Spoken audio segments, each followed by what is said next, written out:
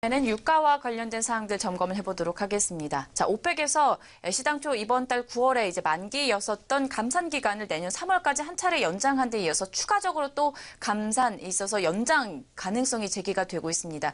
사실 유가가 3년 동안 횡보세가 이어지고 있는데 60달러를 넘어설 것이란 기대도 좀 나오고 있습니다. 어떻게 봐야 될까요? 네, 지금 국제 유가 상승세 최근 들어서 이제 그 상장이 이제 뭐 그 횡보 국면을 깨고 그 박스권을 돌파할 가능성이 높을 것이다라는 그런 분위기가 지금 현재 크게 확산이 되고 있는, 그리고 점차 퍼져나가고 있는 그런 분위기이다라는 부분, 분명하게 우리 시청자 여러분도 확인을 좀 해주셔야 될 것 같습니다. 불과 1년 전만 하더라도 국제 유가 26달러 최저점 만들어냈던 것이 사실입니다. 지금 현재 어쨌든 45달러에서 50달러 수준의 어떤 그 평균적인 유가 수준이 지금 50달러를 이미 넘어서 있는 그런 상황. 51달러, 52달러, WTI 기준입니다. 그리고 브렌트 같은 경우는 60달러까지도 터치를 하는 그런 모습들이 나타나고 있다라는 부분. 여기에는 뭐 앞서서도 말씀해 주셨습니다만 오펙 국가들의 감산 노력이 일조했다라는 부분 상당히 높게 평가가 되고 있습니다. 일단 감산 합의했죠. 그리고 또 한 차례 연장을 했습니다. 내년 3월까지.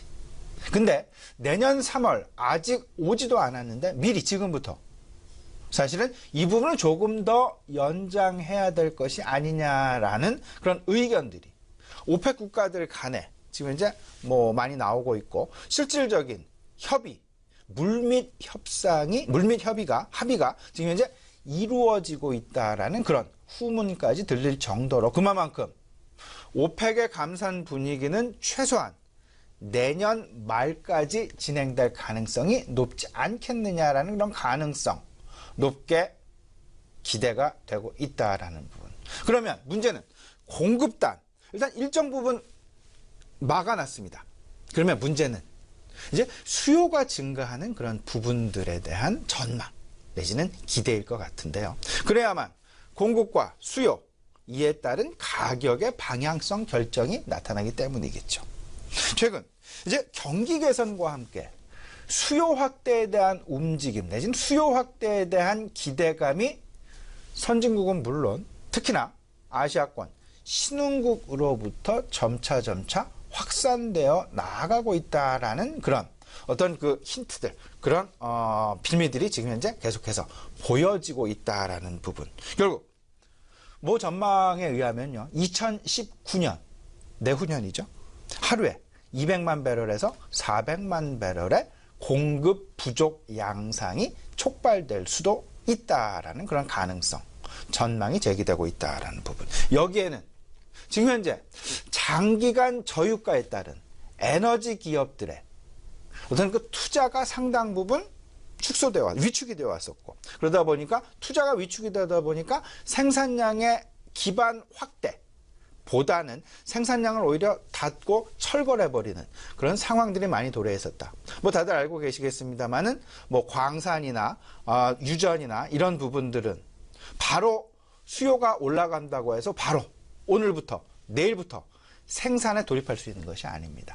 상당 기간 준비 기간이 필요하다라고 보셔야 될 것이고요. 그러기에 유가의 상황, 그리고 유가의 수급 상황은 완만하게 이렇게 결정되어질 수밖에 없다라는 부분. 그리고 한번 방향성이 결정되어지면 최소한 3개월에서 6개월은 지속될 수밖에 없는 그런 분위기일 수밖에 없다라는 것, 꼭 좀 유념을 하실 필요는 있어 보입니다. 일단 근데 반면에 이런 부분도 있죠. 항상 반대편에서 나오는 이야기가 있습니다.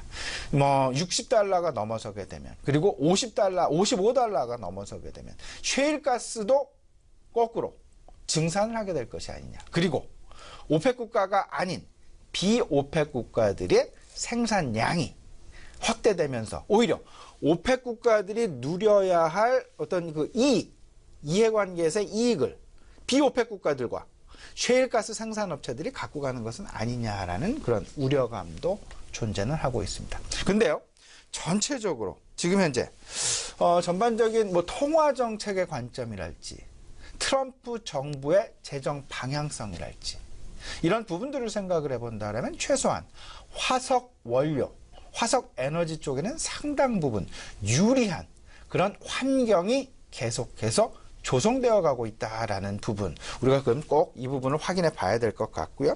이런 부분들로 인해서 일단 경기가 회복이 된다라면 국제유가가 당연히 상승할 수밖에 없을 것이고, 국제유가가 상승을 하게 되면 인플레이션에 대한 소위 말하는 통화 당국이 원하고 있는 목표 인플레이션율 달성이 조금 더 쉬워질 수밖에 없을 것이고, 이 부분은 결국은 자상적으로, 자발적으로 통화 기조에 하방 압력을 가하게 되면서 전반적인 새로운 균형점이 나타나게 될 텐데, 분명히 여기에는 시차가 존재하게 됩니다.